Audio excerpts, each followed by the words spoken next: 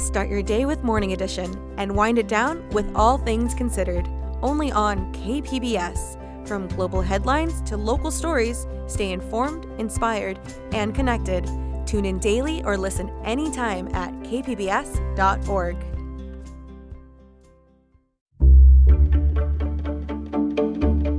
Good morning, I'm Lawrence K. Jackson. It's Tuesday, August 12th. San Diego Unified is back in session with new ways to boost student engagement. More on that next, but first, let's do the headlines.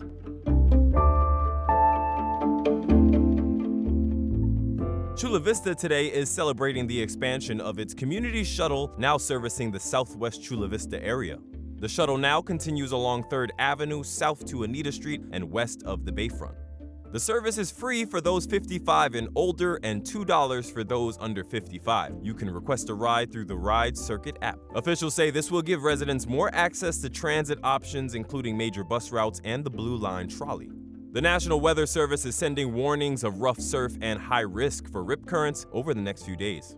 Swimmers and surfers are urged to stay aware of all hazards, and if you can, please check in with a lifeguard before entering the water.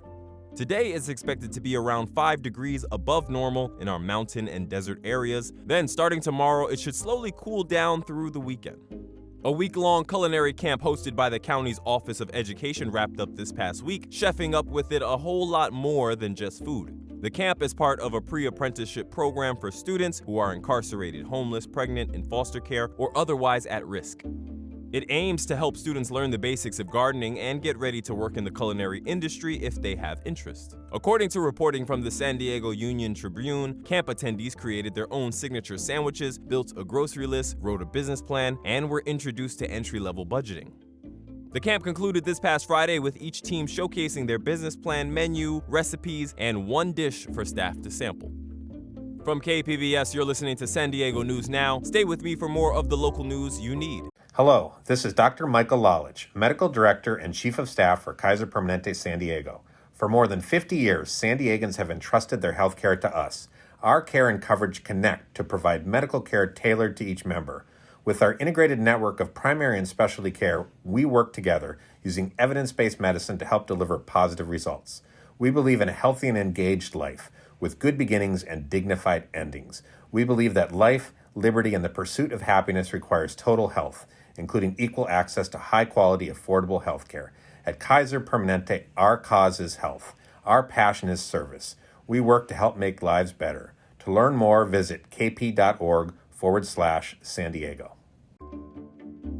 Thousands of students in San Diego Unified are back in their classrooms this week. Education reporter Katie Anastas was at Bell Middle School to bring us this story. So look, 06, so it's on the left side of the building. Let's go. LaRon Lindsay walks his daughter Zara to her 7th grade classroom. She just got her new schedule. Her dad tells her switching classes each hour will be a good thing. Your mind gets to stay fresh all day. This is when I started to really enjoy school, was when I got different classes, so each class was only an hour. You never get bored. Monday also marks the start of a new district-wide cell phone policy. Students have to turn their phones off during class and store them out of sight. It's always been a policy for us. I mean, at all the schools they've been to, so it won't really be new for her.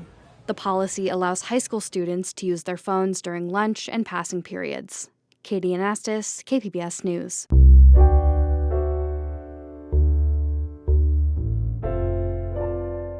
President Donald Trump says his administration is going to take care of the Afghan allies who fled the Taliban after the U.S. left Afghanistan. In part one of a two-part report, military and veterans reporter Andrew Dyer says what's being said and what's being done are two different things. My name is Mohammed Rahimi.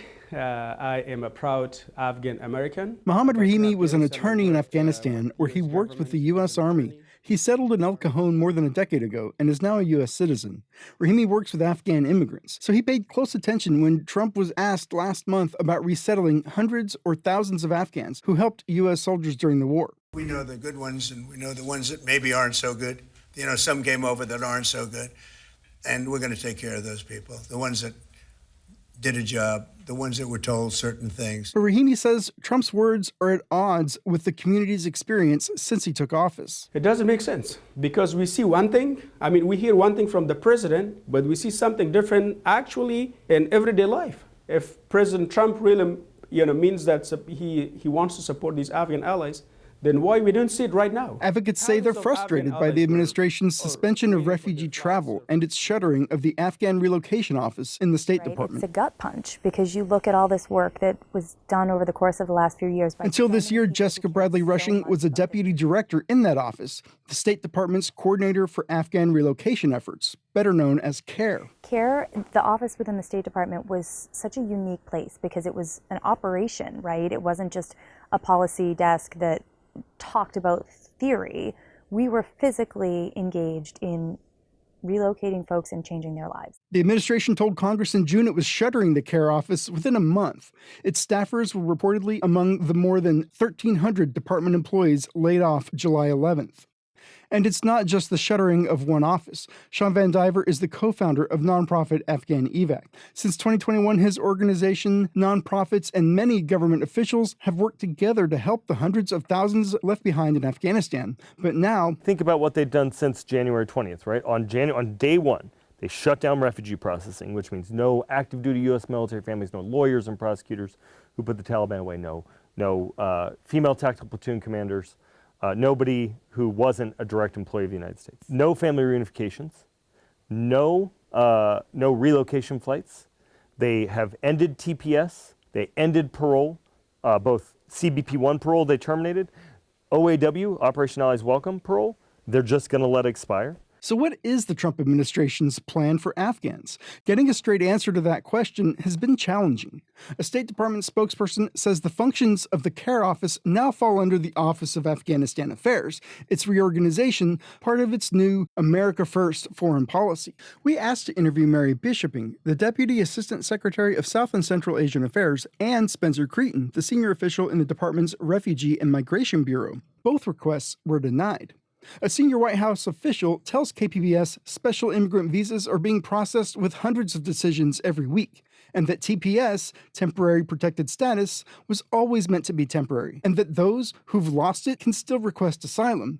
Rahimi says arrests of asylum seekers outside immigration courtrooms have shaken the Afghan community. On a daily basis, I have conversations with many Afghan members, not only here in El Cajon or San Diego or California, but from across the country, that they are asking me that they have their appointment, but what is my answer to them?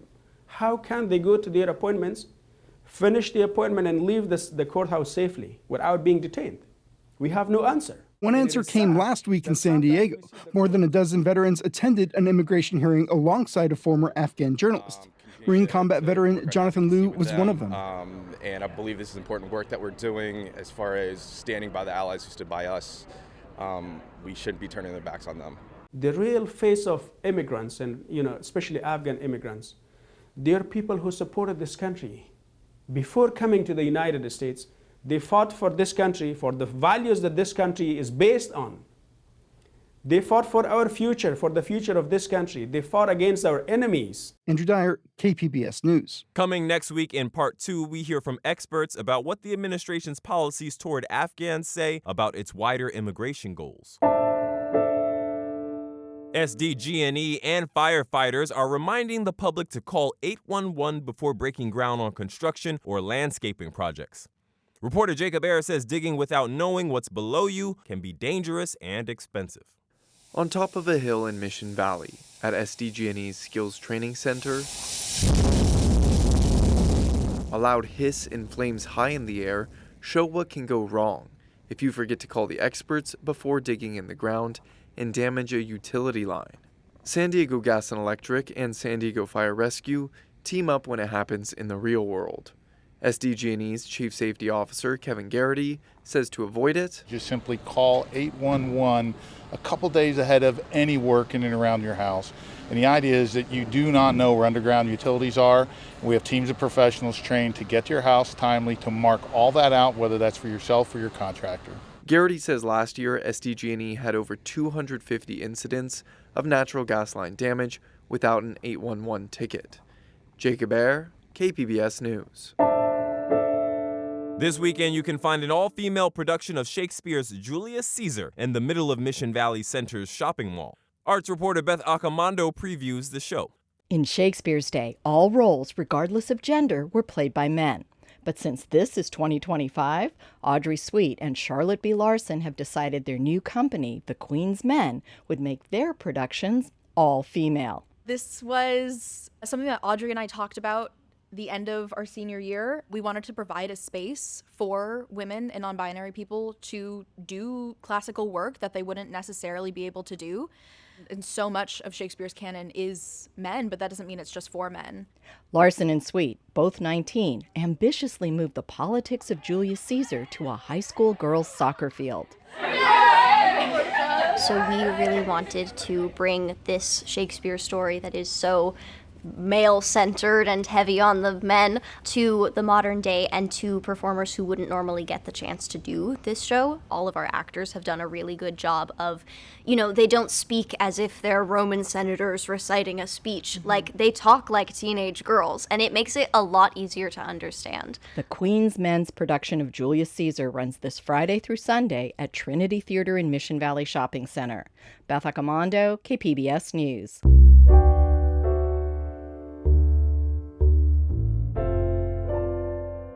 Civil rights leader Martin Luther King Jr. said power is the strength required to bring about social, political, or economic changes. A local religious leader told reporter Amita Sharma that the powerful in America are making a difference in those arenas, but it's the wrong kind.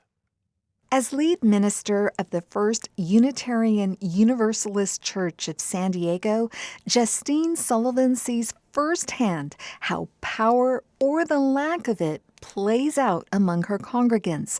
She defines power as access to resources and the ability to make things happen for ourselves. And that kind of power is taking blow after blow. Sullivan points to working families losing aid while the rich get tax cuts. This on top of existing inequality.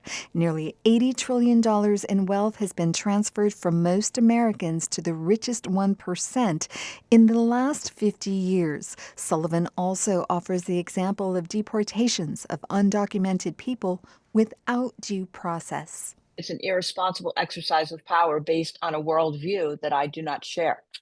I do not share the idea that there is not enough to go around and that we have to take care of our own before we offer it to others. But, she says, Americans can exercise their own power by speaking out against injustices. In fact, she believes it's especially incumbent on people of privilege to act. But if I don't use my power on behalf of whatever I can, if I don't move whatever levers I have to try to make it better, then I am complicit. Sullivan argues that to effectively take back their power, Americans need to stop warring among themselves and putting one another through purity tests that require everyone to agree on everything all the time. Amita Sharma, KPBS News. That's it for the pod today. As always, you can find more San Diego news online at kpbs.org. I'm Lawrence K. Jackson. By listening and subscribing, you're supporting public media, and I want to thank you for that. Have a great day.